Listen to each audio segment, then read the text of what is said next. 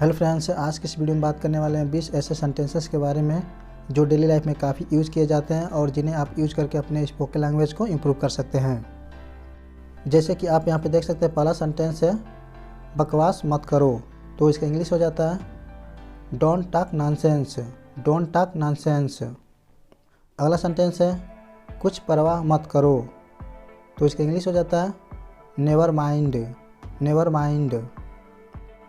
मुझे अकेला छोड़ दो, जब आप किसी कारण की वजह से परेशान रहते हैं तो आप उस टाइम अकेला रहना पसंद करते हैं। यदि आप उस टाइम किसी को कह रहे हैं कि मुझे अकेला छोड़ दो, तो उसे इंग्लिश में कहते हैं leave me alone, leave me alone.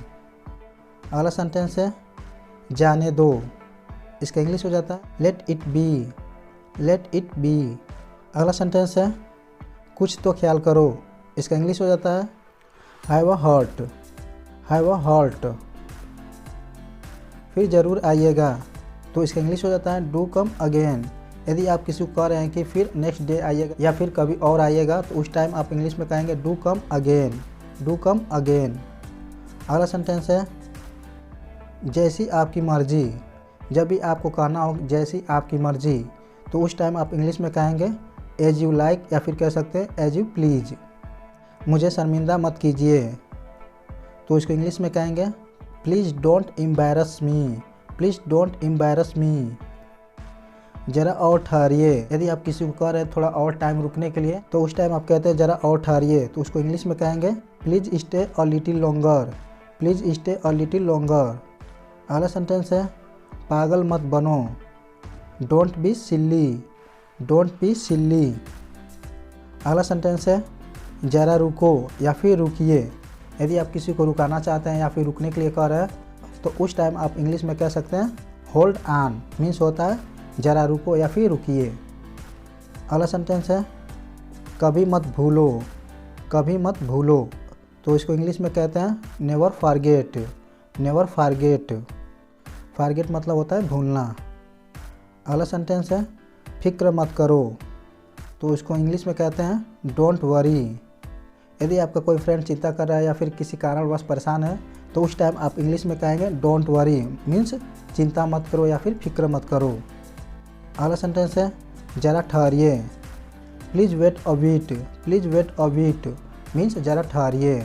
यदि आप किसी को ठहरने के लिए कह रहे हैं या फिर रुकने के लिए कह रहे हैं, तो उस टाइम आप इंग्लिश में कहेंगे please wait a bit, please wait a bit.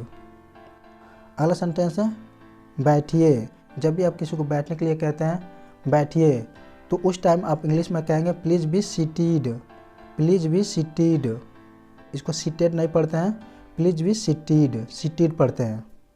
अगला सेंटेंस है असली बात पर आओ, इधर उधर की बातें छोड़ो, मीन्स इधर उधर की बातें छोड़ो, मतलब की बात करो, तो उसको इंग्लिश में कहते हैं stop rambling and come to the point, stop rambling and come to the point.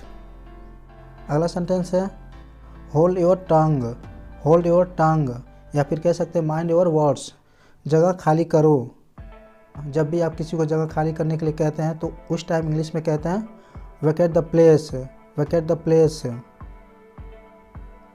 दिल खोलकर दान दे, तो इसको इंग्लिश में कहते हैं डोनेट जेनरसली, डोनेट जेनरसली।